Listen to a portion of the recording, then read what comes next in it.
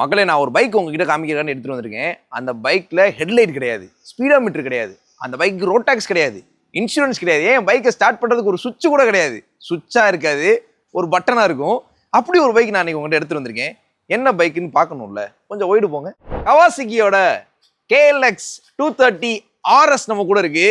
இது ஒரு road legal இல்லாத ஒரு பைக், ஒரு பியூர் ஆஃப் ரோடர் அப்படின்னு சொல்லி இந்த பைக்கை சொல்லலாம். இந்த KLX 230 RS எப்படி இருக்குன்னு இந்த வீடியோல பார்ப்போம்.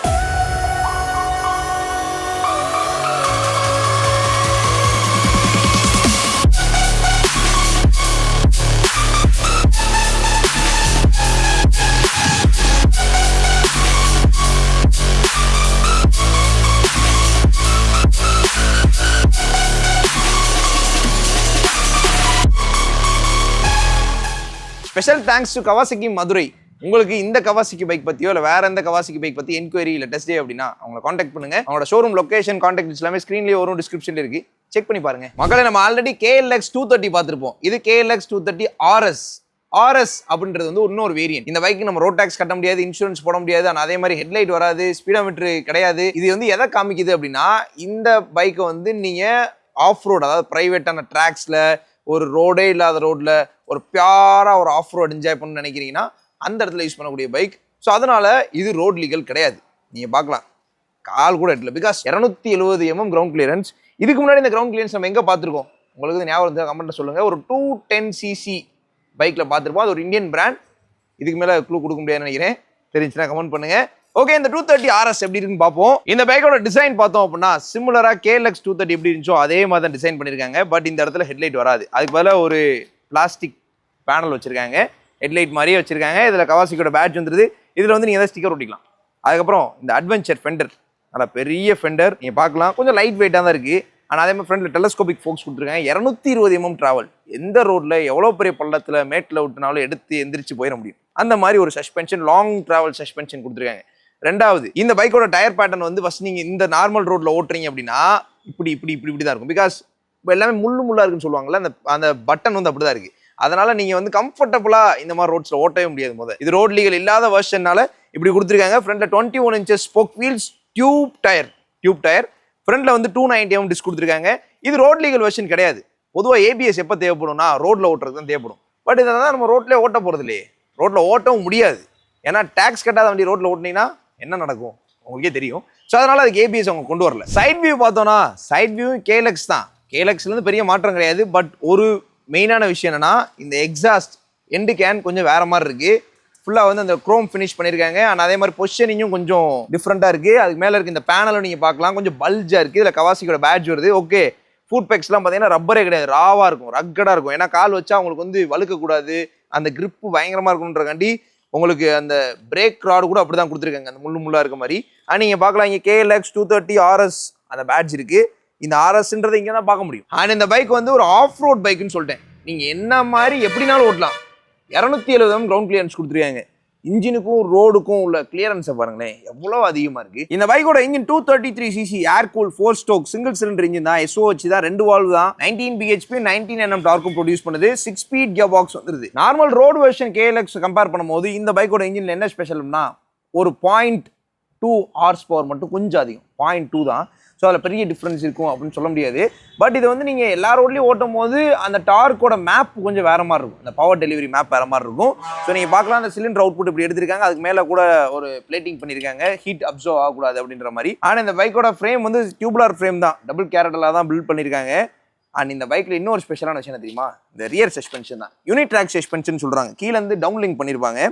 223 mm டிராவல் வருது. ஸோ அது பார்க்கும்போது ஃப்ரண்ட்டும் ரியரும், ஃப்ரண்ட்டை விட அதிகமான டிராவல் ரியரில் இருக்குது. ஸோ அதனால அந்த டைமென்ஷன் மேட்ச் வேணும். எந்த ரோட்லையும் எப்படி போனாலும் ஹை கேப்பபிளாக அந்த ஹார்ட்வேர் ஃபங்க்ஷன் ஆகும். ஹார்ட்வேரோட கேப்பபிலிட்டி வந்து ஜஸ்ட் திக்னஸ் மட்டும் கிடையாது, அதுக்கு சப்போர்ட் பண்ணுற விஷயம். இப்போ சஸ்பென்ஷன் அதுக்கு சப்போர்ட் பண்ணுற டிராவல், டிஸ்க் ரோட்னா அதுக்கு சப்போர்ட் பண்ணுற ABS, இந்த மாதிரி நிறைய விஷயங்கள் இருக்குது. ஸோ அதனால அதெல்லாமே பர்ஃபெக்டாக மேட்ச் பண்ணியிருக்காங்க. அண்ட் இந்த பைக்கோட ரியர் டயரை பாருங்களேன், 100 செக்ஷன் தான், பட் நல்லா பெரிய டயர் மாதிரி இருக்கு.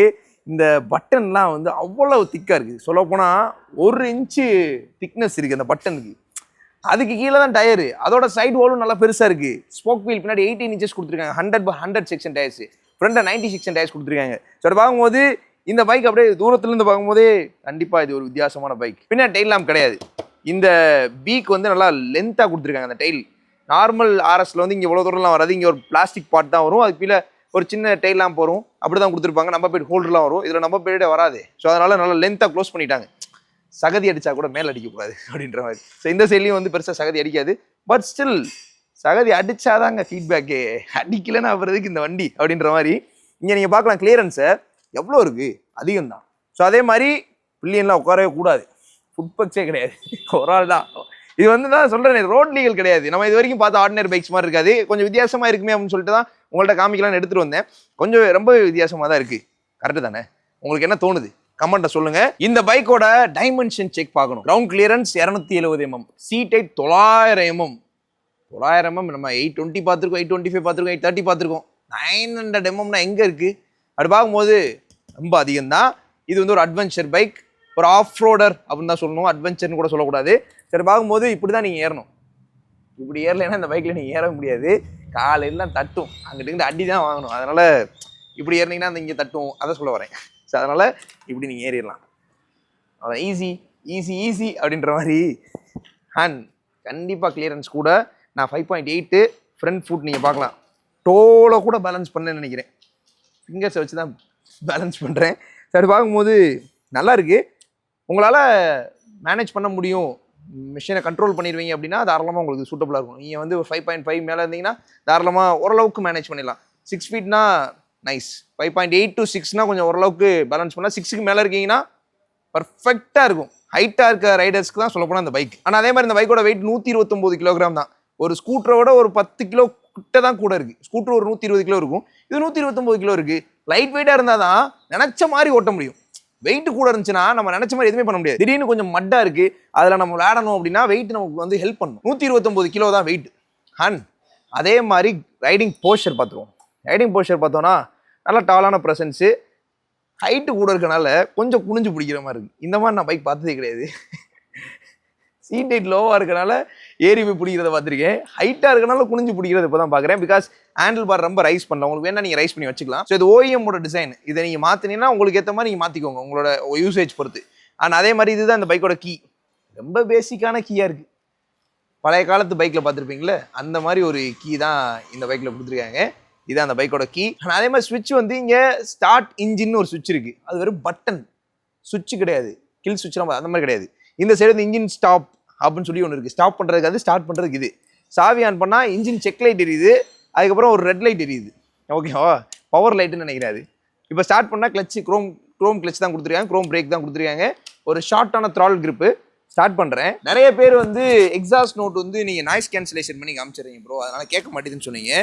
உங்களுக்காகவே நாய்ஸ் கேன்சலேஷனை ஆஃப் பண்ணியாச்சு, ஸ்டார்ட் பண்ணி காமிக்கிறேன்.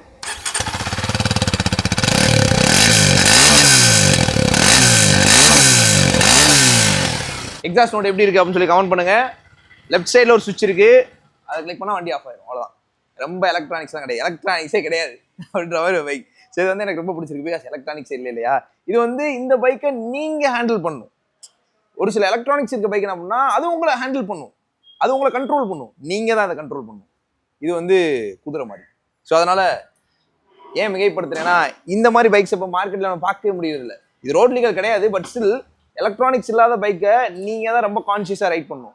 எலக்ட்ரானிக்ஸ் இருக்க பைக்னா அதுவே நிறைய பண்ணிடும். ஸோ அதை சொல்ல வரேன். ஸோ அப்படி பார்க்கும்போது இது ஒரு ரோட் லீகல் பைக் கிடையாது.